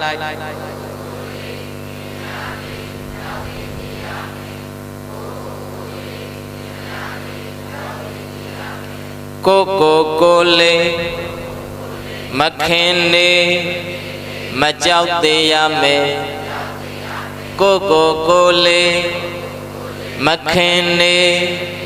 မကြောက်သေးရမယ်ကိုလေးမခင်နေမကြောက်သေးရမယ်ဇာနိုသောနိပုံနာကြီးတတ္တဝါတွေဟာမိမိရဲ့ခန္ဓာကိုယ်ကိုခင်မဲ့တွေ့တမ်းပြီးတော့ဓမ္မမမောနေကြမယ်ဆိုရင်တည်တဲ့အခါကျရင်ကြောက်သေးသေးရမယ်ခန္ဓာကိုယ်ကိုမညာဘဲနဲ့လှုပ်တင်တာတွေလှုပ်ပြုတင်တာတွေပြုအထုတ်တင်တဲ့တရားတွေပွားများအထုတ်ပြီးတော့နေမယ်ဆိုရင်တော့မကြောက်ပဲသေးရမယ်ဣတိဤသို့တတ္ထနလိုတို့ရဲ့ဆရာတို့ဘုရားရှင်ကိုရောမြတ်ကြီးကအဘာတိကောင်းစွာမသွေဟောပြတော်မူခဲ့ပါပေတည်းဘဝရဲ့နောက်ဆုံးအချိန်တဲ့လူတိုင်းအတွက်အရေးကြီးလားမကြီးဘူးလားအဲ့ဒါနဲ့ပတ်သက်ပြီးတော့တာရကလေးတစ်ခုပြောမယ်တံပတ္ထိကပြောကြည့်ပြန်ပြောမယ်တံပတ္ထိကတခိုးတယောက်ရှိနော်တခိုးရဲ့နာမည်ကဘယ်သူလဲဟဲ့နှစ်ပေါင်း50နဲ့5နှစ်တိုင်သူတော်ဘာတတ်တွေတတ်လို့ဘယင်းထံမှာအမှုရန်လူသက်ကုန်းမှာသူကအကြီးကဲပဲတေမိတ်ကြတဲ့ပုဂ္ဂိုလ်တိုင်းကိုသူကမလုပ်ရတတ်ပေးရနာမည်ကတံပတ္ထိကသူကဘယင်းနန်းတော်ဘလို့ရောက်လာတယ်ဆိုတော့သူကတခိုးခိုင်းကြီးတစ်ခုတည်းမှာအခိုးတဲ့နေရာမှာအတော်ဆုံးလူတဲ့နေရာမှာအတော်ဆုံးသူတော်ဘာကိုတက်ဖြတ်တဲ့နေရာမှာအတော်ဆုံးသူကြည့်တော့မွေးရပါမျက်လုံးနှလုံးကတစ်လုံးပဲမြင်တယ်မျက်စိတစ်ဖက်ကိုဦးဇင်းတို့ TVD ထဲမှာမြင်မှုပါတယ်လူစိုးကိုင်းအဖွဲ့ခေါင်းဆောင်ကြီးတွေမျက်စိတစ်ဖက်အုပ်ထားတာမြင်လားမမြင်ဘူးလားမျက်လုံးနဲ့မြင်အောင်ကြည့်လိုက်နာမည်ကတံပတ္ထိကတခိုးတယောက်ဘယင်းနန်းတော်မှာအမှုထမ်းလူသက်ကုန်းမှာလာသမျှသိမိတ်ကြကျိုးစဉ်တင်ခံရတဲ့ပုဂ္ဂိုလ်တိုင်းသူကတတ်ပေးရတယ်နှစ်ပေါင်းဘယ်လောက်လဲ50နဲ့5နှစ်ဘာကုသိုလ်မှမရှိဘူးစွမ်းလောင်းခြင်းကုသိုလ်မရှိဘူးတရားနာခြင်းကုသိုလ်တရားထိုင်ခြင်းကုသိုလ်ဘုန်းကြီးယဟန်တန်ခါပူဇော်ကြောခြင်းကုသိုလ်ဘိုးဘွားတကြီးပူဇော်ဝဲကုသိုလ်ဒါနာသီလဘာဝနာဘာတခုမှဝေယဝေစာပရာဟိတဘာမှမရှိဘူးနှစ်ပေါင်းဘယ်လောက်လဲသူ့ဘဝဒုဘဝနှစ်ခုရှင်ကြည့်ဒုဘဝကမြတ်လားမမြတ်ဘူးလားမြတ်တယ်ဒါလေးပြောမယ်နော်အဲ့ဒီတံပတ္ထိကလူသက်သမားကြီးခိုးသူလူသက်သမားကြီးဟာ50နဲ့5နှစ်တိုင်လူသက်လာတာဘာကောင်းမှုကုသိုလ်မှမရှိဘူးအဲ့ဒါနဲ့မြန်ပြောတော့သေကံဒီဘဝရဲ့နောက်ဆုံးချိန်ရောက်ဘဝရဲ့နောက်ဆုံးချိန်ရောက်တော့စဉ်းစားကြည့်လေပြိဿကြီးဘဝမှာလှုပ်လာသမျှဟာကြမ်းကြမ်းတန်တန်ရိုင်းဆိုင်တွေကြီးပဲဘဝမှာပြောလာသမျှဟာလည်းကြမ်းကြမ်းတန်တန်ရိုင်းဆိုင်တွေကြီးပဲတွေးသမျှကလည်းပဲဘယ်လူသက်ဘယ်တက်ရမယ်ဘလို့တက်ရမယ်ကောင်းကိုဘလို့နီးနဲ့တက်ရမလဲဆိုတာအမြဲတမ်းတွေးတယ်ညာအိတ်လည်းပဲမနှက်ပြန်သိမိတ်ကြမယ်ကောင်းကိုဘလို့တက်ရမလဲအတန်မထွက်အောင်မနှက်ပြန်ကြိုးစင်တင်ခံရမယ်ဒီတရခံကိုငါဘလို့တက်ရမလဲဆိုတာညာလည်းတွေးတယ်လို့နေ့လည်းမတွေးဘူးလားဒါဆိုရင်တမ္ပတ္တိကတခိုးလူသက်သမားကြီးရဲ့ကာယကံစင်ကြယ်ရဲ့လားဝစီကံမနောကံနှစ်ပေါင်းဘယ်လောက်လဲမနှက်ပြန်ငါးမြန်ထွက်မလားမသိဘူးနော်မဲတကွက်တော့ရသွားပြီကောင်းမကြီးဟုတ်လားမလုံနဲ့ဘုန်းကြီးနောင်တစုံပဲကြံတယ်ဟုတ်လားဘုန်းကြီးနောင်ဘယ်လောက်ပဲကြံလဲတစုံပဲကြံတယ်ကဲထားပါတော့တံပတ္တိကခိုးသူလူသက်သမားကြီးဟာအဲ့လိုနှစ်ပေါင်း55နှစ်တိုင်ဘယင်းအမှုထမ်းပြီးတော့လူသက်ကုန်းမှာတောင်းဝန်ကြတောင်းဝန်ကြည့်အောင်သူကလုပ်တယ်သူကလူသက်သမားတောင်းဝန်ပေးထားတာတောင်းဝန်ကြည့်အောင်တတ်တယ်ကဲပါယူပါတစားစားအဲ့ဒီတရက်ခန့်အတန်ကုန်မထွက်စေရဘူးတချို့တကကြီးတွေမကြီးတွေတော်တယ်နော်သူများတတ်တာဘာမှတော့မသိလိုက်ဘူးကဲဆိုသွားတာဟုတ်လားဒါပေမဲ့ဒုက္ခတခါတလေပါအမြဲတမ်းလားတခါတလေလားသူကနှစ်ပေါင်းနေရောညပါအဲ့ဒီလူသက်သမားတောင်းဝန်ကိုထမ်းရလားမထမ်းရဘူးလားအဲ့ဒါဘဝရဲ့နောက်ဆုံးချိန်ရောက်တော့ဩ ပြောစရာတော့မလိုတော့ဘူးဒါကြီးတို့မိုင်းများစဉ်းစားပြီးတော့တွေးကြည့်လိုက်တော့ဘလို့သေးရမလဲဘလို့သေးရမလဲကြောက်သေးသေးတဲ့ပုဂ္ဂိုလ်ဟာသေပြီးရင်လည်းလူပြည်နတ်ပြည်နိဗ္ဗာန်ရောက်မှာလားအပင်ငရဲသွားမှာလားဘလို့မှသူစဉ်းစားလို့မရဘူးစာလို့ပြောမယ်မရဏတဏ္ဍဇောပြောကြည့်မရဏတဏ္ဍဇောဆိုတာအာယုန်နမိတ်တွေထင်းနေတာသေကန်ဒီလူတယောက်ဟာအာယုန်နမိတ်ထင်းတယ်နော်လူပြည်ကိုပြန်ရောက်မဲ့ပုဂ္ဂိုလ်ဟာအမိဝမ်းကောင်းပရိသတ်တွေအမိဝမ်းကောင်းကိုတည်ရည်မြင်တယ်သေကန်ဒီမှာနတ်ပြည်ကိုရောက်မဲ့လူတယောက်ဟာနတ်နန်းဘုံဗိမာန်နတ်နန်းတွေမြင်တယ်ပရိသပင်တွေမြင်တယ်နောက်တကငရဲကိုသွားမဲ့ပုဂ္ဂိုလ်ဟာလက်ပံတော်ကြီးတွေမိခဲရဲရဲကြီးတွေခွေးနဲ့ကြီးတွေတန်ပူတန်ခဲတန်ရည်ကျဲတွေကိုသူမြင်ရဒါကြောင့်မလို့တမ္ပတ္တိကလည်းပဲနောက်ဆုံးဘဝရဲ့နောက်ဆုံးအချိန်မရဏတဏ္ဍစောနေတဲ့အချိန်မှာအင်မတန်သူတုန်လှုပ်သွားတယ်။ဩငါဟာဘယင်အမှုထမ်းပြီးတော့ရတဲ့လစာအိမ်ကသားမယားကိုကျွေးတယ်။ရတဲ့လစာဘယ်ကိုကျွေးလဲ။ငါဘဝအတွက်စာဝတ်နေရေးဆိုရင်ငါတလောက်အလုပ်လုပ်เสียမလိုဘူး။တယောက်အတွက်ကြောတခင်းစာတဝမ်းတစ်ခါအတွက်ကတော့ငါရှာဖွေနိုင်တယ်သို့တော့ငါမှသားသမီးဇနီးမယားမိသားစုဆိုတာရှိတယ်ရှာဖွေရရတဲ့လစာလေးအိမ်ကိုပြန်ပြီးနောက်ကမိသားစုတပြောတစ်ပါးစားသုံးကြအခုတော့55နှစ်တိုင်တိုင်သူများပစ္စည်းခိုးခဲ့လို့မင်းမှုတန်းဘဝရောက်တော့လဲသူများအသက်တောက်လျှောက်တက်ခဲ့ရတဲ့ငါဘဝယခုမရဏတဏ္ဍစောဘဝရဲ့နောက်ဆုံးချိန်ရောက်တော့ငါမှအားကိုးစရာဘာမှမရှိပါလားရှာလို့တွေ့ရလားအဲ့ဒီမှာမျက်ရည်တွေဖြိုင်ဖြိုင်ကြားတော့တာနောင်နာဆိုတာပြိဿရေဘယ်မှရနောင်မှာရတယ်အလုံးပြောနောင်နာဆိုတာဘာမှရတာပြန်ပြီးတော့ပြုတ်ပြင်လုပ်ယူလို့ရသေးလားမရဘူးဒါကြောင့်မလို့ဦးဇင်းတို့တခိုင်တွေမှမြဒီကနေ့တရားဟောနေတဲ့ဒီကိုတော့တရားနာနေတဲ့တို့ညီကိုမောင်နှမတက္ကရာမကျေးဇူးရှင်မိဘဆွေမျိုးများဒီအချိန်ကိုဒီအချိန်ဆိုတာအခုချိန်ကိုပြောတာမဟုတ်ဘူးနော်မလေးဘဝရဲ့နောက်ဆုံးအချိန်ကိုကြုံကြရရင်ကြုံခဲ့ကြရင်အဲ့လိုနောင်တမရစေခြင်းဘူးဟုတ်လားဒီကနေ့ရဲထဲရွာထဲမှာအသက်ကြီးတဲ့ဒကာကြီးတွေအသက်ငယ်တဲ့ဒကာကြီးတွေအသက်ကြီးတဲ့ဒကာမကြီးတွေအသက်ရွယ်တဲ့ဒကာမကြီးတွေကိုသေကြရလားမသေကြရဘူးလားပန်ဝေကယူနော်ဘာယူရမလဲရဲထဲရွာထဲမှာနာယီကိစ္စတစ်ခုပေါ်ပြီဆိုတာနဲ့တခါတန်ဝေကယူဩဘဝရဲ့နောက်ဆုံးအချိန်သူကြုံသွားရပြီငါပဲကြံတော့တယ်ပြောငါပဲရေးကြည့်လားမကြည့်ဘူးလား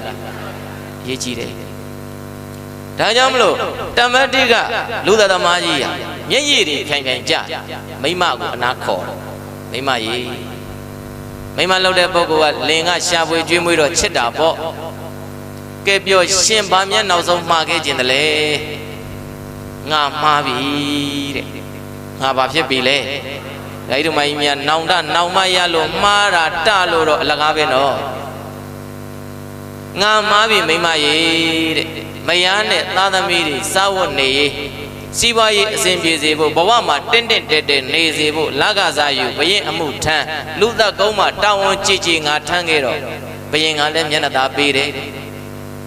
ဝန်ထမ်းတွေကလည်းငါ့ကိုချစ်ခင်ကြတယ်ချစ်ခင်မှာပေါ့ငါကလူသက်တာတော်တာကိုငါ့ကိုဘရင်ကမျက်နှာသာပေးမှာပေါ့လူတယောက်ကိုအသက်မထွက်အောင်ငါတတ်နိုင်ခဲ့တယ်ငါရဲ့ဂုံပုတ်တွေငါရဲ့ဂုံတွေငါရဲ့ချီးကျူးစရာဂုံအင်္ဂါတွေရာလူသက်ကုန်းမှာများစွာရှိခဲ့ပေမဲ့ဘဝရဲ့နောက်ဆုံးအချိန်မှာတော့ပြောပါမလဲထက်ခါဒီကိုတော့ပြောနေတာနားရဲဆွဲကြံသွားအောင်နော်ဘဝရဲ့နောက်ဆုံးအချိန်မှာတော့ငါမှားပြီမိမရေငါဘာဖြစ်ပြီတဲ့လေဒါကြောင့်မလို့ငါအတွက်နောက်ဆုံးအခွင့်အရေးလေးတစ်ခုရအောင်ငါဘုံကြီးစွန့်ကတ်ချင်တယ်ပြောဘာလို့ချင်တဲ့အဲ့ကြမှာဒီကိုတော်မျိုးလာပင့်လို့ကတော့ sorry ပဲအန်ကေကတော့ no ပါဟုတ်လားဒါကြောင့်မလို့အခုတည်းကကတ်ချင်ရင်ပင့်ထားကြနော်ဟုတ်လားအဲ့ဒီအချိန်ကျမှဘုံကြီးစွန့်ကတ်ချင်တယ်ဆိုရင်တော့အန်ကေကတော့ no ပါဟုတ်လား ပြိဿရေနောက်เสียပြောသလိုပြောတော့ကြထောင်တန်တဲ့စကားရေပေါ့လေဖြစ်သွားမှစိုးရသေးတယ်ဟုတ်လားခဏခဏတိုင်ပြီးတယ်ခဏခဏဆိုခိုင်းတယ်မအိုခင်မှာတရားရှာအိုကချမ်းသာမယ်မနာခင်မှာတရားရှာနာကချမ်းသာမယ်မသေးခင်မှာတရားရှာသေးကချမ်းသာမယ်တဲ့အိုတဲ့ခါကျမှနာတဲ့ခါကျမှသေးတဲ့ခါကျမှတမ္ပတိတလို့ခေါ်တဲ့တမ္ပတိကလို့ခေါ်တဲ့ခိုးသောလူသသမားကြီးဘဝရဲ့နောက်ဆုံးချိန်မရဏတဏ္ဍဇောဆောတဲ့ချိန်ကြမှာမိမရေငါတော့မှားပြီးဘုန်းကြီးစွန်ကတ်ခြင်းနဲ့ဆိုတော့အချိန်အခါကကောင်းလုံးလားလင့်သွားပြီလားကြောက်စရာမကောင်းဘူးလားငါးပြားအာယုံကာမဂုဏ်သားတွေရဲ့ပေါ်မှာတွေ့တာသမီးတွေရဲ့ပေါ်မှာတွေ့တာမယားတွေရဲ့ပေါ်မှာတွေ့တာလင်တွေရဲ့ပေါ်မှာတွေ့တာဆွေမျိုးချစ်သူခင်သူအပေါင်းအသင်းတွေရဲ့ကာမဂုဏ်တရားအာယုံတရားတွေရဲ့ပေါ်မှာတွေ့တာတန်ရောစဉ်စိတ်တွေနဲ့တည်တဲ့ခါကျတော့ဘလို့တည်ရတယ်ကြောက်သေးရတယ်ပြောဘလို့တည်ရတယ်ဒါပေမဲ့ပရိသတ်ရေခိုးသူလူသက်သမားကြီးတမ္ပတိကကံကောင်းတယ်တဲ့ဘာကောင်းလဲကံကောင်းမှာပေါ့သူကအတိတ်ဘဝတုန်းကကောင်းမှုတစ်ခုသူလုပ်ခဲ့တယ်အဲ့ဒါမပြောတော့ဘူးထားလိုက်တော့ရှည်သွားမှကြောက်လို့တော့ကြဟိုကောင်မမီပဲနေမယ်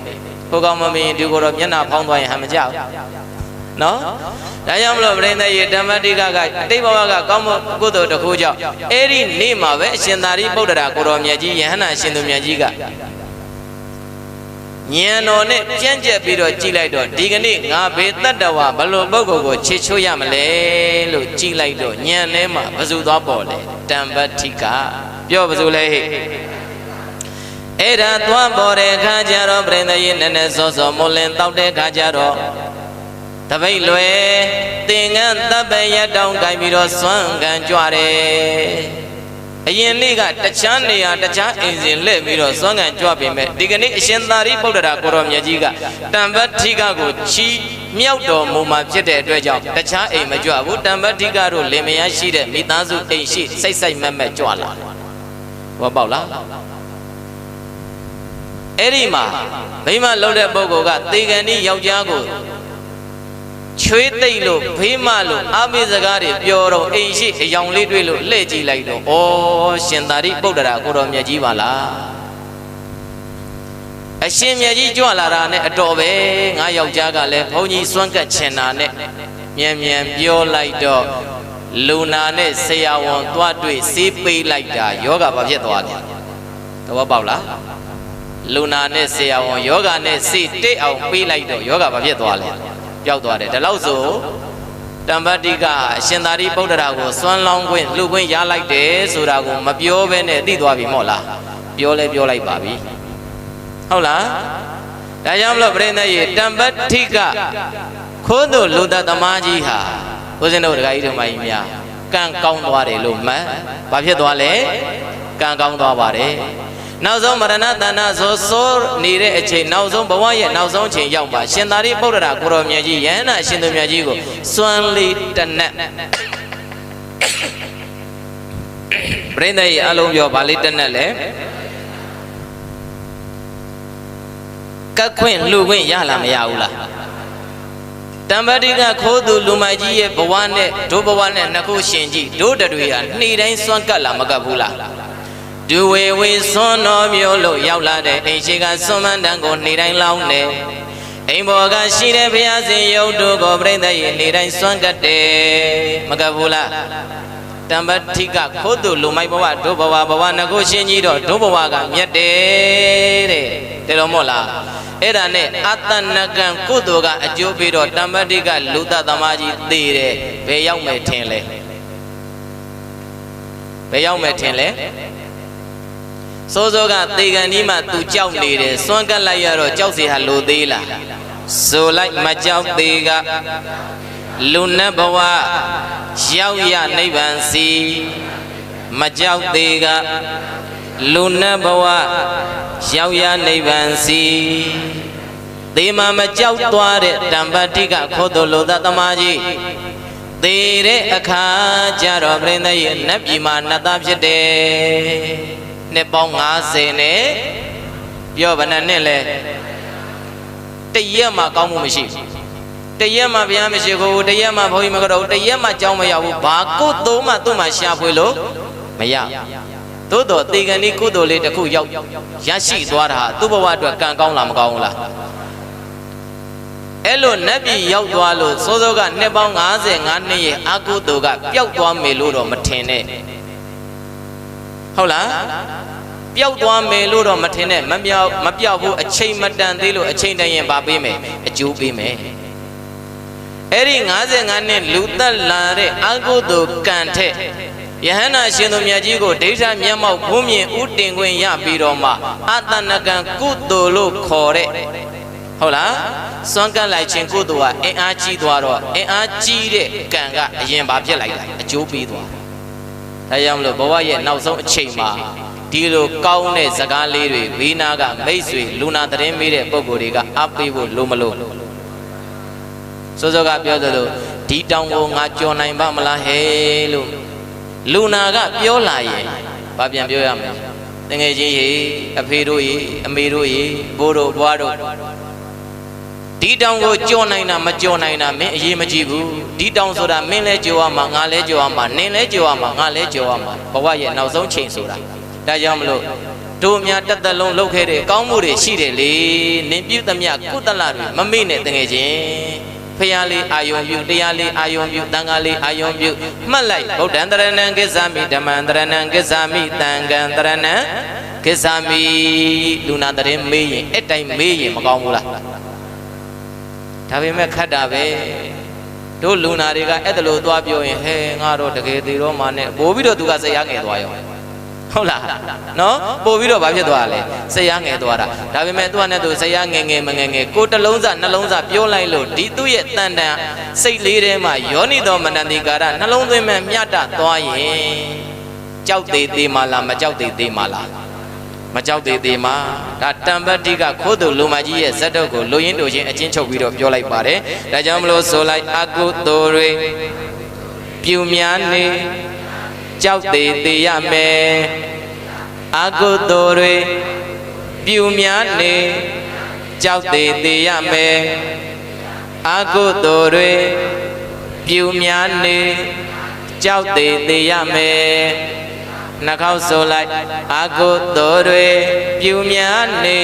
ကြောက်သေးသေးရမယ်အကုသိုလ်တွေပြုများနေကြောက်သေးသေးရမယ်မြတ်ကုသိုလ်တွေ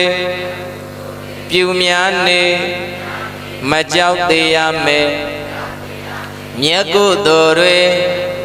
ပြုများနေမကြောက်သေးရမယ်ဆိုလိုက်နှာခေါက်မြတ်ကုသိုလ်တွေပြုများနေမကြောက်သေးရမယ်မြတ်ကုသိုလ်တွေပြုများနေမကြောက်သေးရမယ်မကြောက်သေးကလူနတ်ဘဝရောက်ရနိဗ္ဗာန်စီမကြောက်သေးကလူနတ်ဘဝရောက်ရနိဗ္ဗာန်စီကြောက်သေးသေးကအပေကြဒုက္ခဆင်းရဲမည်ကြောက်သေးသေးကအပေကြဒုက္ခဆင်းရဲမည်ကြောက်သေးသေးမှလားမကြောက်ပဲသေးခြင်းကြသလားဒါဆိုရင်ငါဗျာယောကမကုံတွေရဲ့ပေါ်မှာချစ်ခင်တွေ့တာတန်ရောစဉ်တွေ့တာတတ်မှတ်မှုတွေများရမှာလားနေရမှာလားသဘောပေါက်ပြီနော်ဒါကြောင့်မလို့တရားနာမည်ကဘဝရဲ့နောက်ဆုံးအချိန်တဲ့သဘောပေါက်ပြီလားတရားကိုသိမ့်လို့တော်ပြီလားဒီဘက်ချမ်းကပြောတရားသိမ့်ရင်တော်ပြီလားဒီဘက်ချမ်းကပြောတရားသိမ့်လို့သင့်ပြီလားမသိသေးပါဘူးဒါပေမဲ့ဒီကိုယ်တော်လဲအောင်လားအောင်စမ်းကြည့်အောင်ပဲလေဟုတ်လားဒါကြောင့်မလို့ပြိဿရေများတိုင်းလည်းမကောင်းဘူးအမေကိုကတိုးကျင်တာကိုရှည်ကျင်တော့နိုင်တော်မကြည့်တော့အခုတော့နိုင်ကို3ခေါက်လောက်လှမ်းကြည့်နေလွတ်သွားမှာစိုးတော့ကြအောင်လန်းအောင်စားဆွဲပြီးတော့လဲသေသွားအောင်မယ်နော်ကျိုးဝိုင်းနဲ့ရောက်ပြီးတော့ပြိတ္တာကြီးဖြစ်နေရင်သူများကန်ထုတ်လိုက်မယ်ဟုတ်လားဒါကြောင့်မလို့ပြိဿရေပြန်ပြောမယ်ဘဝမှာမဆိုင်တာတွေကိုဆိုင်ခြင်းနေရင် မပိုင်နာတွေကိုပိုင်ခြင်းနေရင်တည်တဲ့အခါကြောက်သေးသေးမယ်ဘဝမှာမဆိုင်တာတွေကိုမပိုင်တာတွေကိုတည်တဲ့အခါအရာအလုံးဟာငါနဲ့မဆိုင်ဘူးဆိုင်လဲခဏပဲအရာအလုံးဟာငါမပိုင်ဘူးပိုင်လဲခဏပဲဆိုတဲ့အသိစိတ်လေးနှလုံးသားထဲမှာတွင်းထားရင်ပြိတ္တရဲ့စိတ်သက်သာရမရတခြားဟောတာလားဘုရားဟောခဲ့တာလားဘဝရဲ့နောက်ဆုံးချိန်မှာဒီအတိဒီစိတ်လေးတွေနဲ့နှလုံးသွင်းပြီးတော့သွားကြမယ်ဆိုရင်အဖေသိရင်လည်းပဲအေးအေးချမ်းချမ်းပြုံပြုံရွှင်ရွှင်အမေသိရင်လည်းပဲမကြောက်ဘဲနဲ့အေးအေးချမ်းချမ်းပြုံပြုံရွှင်ရွှင်ဘလို့ပုဂ္ဂိုလ်သိသိဘဝရဲ့နောက်ဆုံးချိန်ရဒိုးလဲသွားရမှာပဲရှင်းတဲ့နောက်ပဲကွာတယ်လို့အရေးကြီးတဲ့ဒီစိတ်အရေးတကြီးနှလုံးသားထဲမှာသွင်းပြီးတော့ရှင်တဲ့နှလုံးသားထဲမှာများပြားသောဗုဒ္ဓရဲ့စစ်မှန်တဲ့အနှစ်သာရဓမ္မတရားတွေကိုရင်ဝယ်မှာကိန်းဝတ်ပြီးတော့ကာမဂုဏ်တရားတွေကိုတွေ့တာတမန်မှုတွေများနေရင်လျှော့ရော့နေရင်ပြအောင်ကြိုးစား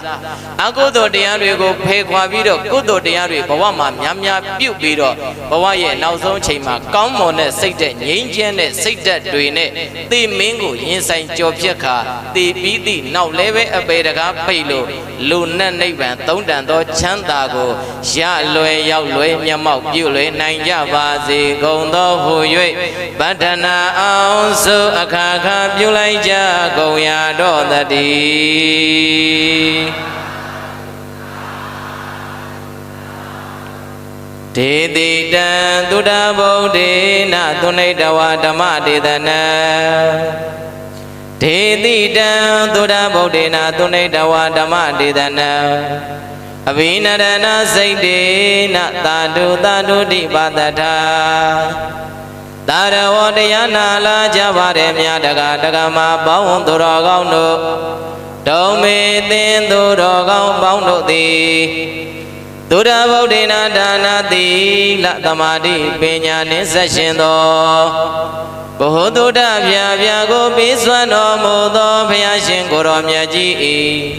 တန်တိကံအတန်တော်၌ဒေတိတံတဆင်ခံကဟောကြားပါပေသောဣမန္ဓမ္မဒေသနာဘဝရဲ့နောက်ဆုံးအချိန်လို့အမည်ပေးတဲ့ဤတရားမြတ်ဒေသနာတော်ကိုသုနိတဝကောင်းစွာနာယူပြီးကြကုန်သည်ဖြစ်၍အဘိနရဏစိတ်ဒေနာအလွန်နှစ်သက်ရွှင်လန်းဝမ်းမြောက်ဝမ်းသာပီတိဖြာကြကုန်လျက်ဝါဘိနရဏစိတ်ဒေနာအမလေးဒီကိုတော့တကယ်ကြီးကိုတိုးတာဟဲတို့တွေလောက်ကိုင်းဆောင်ရွက်ထားရတာပင်ပင်ပန်းပန်းတဲ့တနေ့မှာတခါတို့ရွာသူရွာသားပေါင်းစုလို့ကောင်းမွန်ပြုတဲ့ဓမ္မသဘင်ပွဲမှာကောင်းကောင်းမွန်မွန်အာရပါရနဲ့တရားနာရမယ်ရဲ့လို့စိတ်ထဲမှာတွေးထားတာယခုတော့တိုးတုတ်တုတ်နဲ့ဒီကိုတော့သိမ့်သွားတယ်ဟောလိုက်တဲ့အပေါ်မှာလည်းပဲအတန်းကမပြီးအပြောကမညီနဲ့ခြာလိုက်တဲ့ကိုတော်လေးရဲ့လို့ကဲရဲ့ပြောဆိုစိတ်ထဲမှာမကျင်မနှက်နဲ့အာမလို့အာမရတွေဖြစ်နေကြမယ်ဆိုရင်ပြိဿရင်ဒီကိုတော့လေပွဲတိုင်းပွဲတိုင်းတရားမထအောင်ကြိုးစားပြီးတော့တို့ကျေးဇူးရှင်တရားဓမ္မတွေကိုသိကြပါစေမှတ်ကြပါစေဘုဒ္ဓတွေရကြပါစေဘဝတစ်ခုမှသာသနာနဲ့ကြုံတော့အတိတို့အတိမြတ်တွေနဲ့ကျင့်ကြံကြိုးစားအထောက်နိုင်ကြပါစေဤအနေဖြင့်ကြိုးစား၍ဟောကြားခဲ့ပါပေပြီဩတို့မြတ်မွေးလို့တို့သားရွယ်ရှိတဲ့ဒီကိုယ်တော်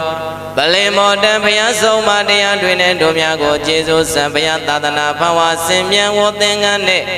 သာသနာပြုနေတဲ့တို့ဆရာတော်လေးရဲ့လို့ပြန်ပြောင်းလို့စိတ်ကောင်းဝင်မောင်စိတ်တွေအမြန်ပဲချစ်စိတ်တွေအမြန်ဝင်ပြီးတော့သာဓုသာဓုတိသာဓုသာဓုသာဓုလို့ခေါ်တော်သူတော်ကောင်းသူမြတ်လောင်းတို့ရဲ့ကောင်းမြတ်တဲ့ကြွေးကြော်တန်ကိုဘာသထာသုံးချိန်သုံးဝါနှုတ်မြတ်ခါ၍ကောင်းစွာမသွေကျူရင်လိုက်ကြကုန်ရတော့တည်း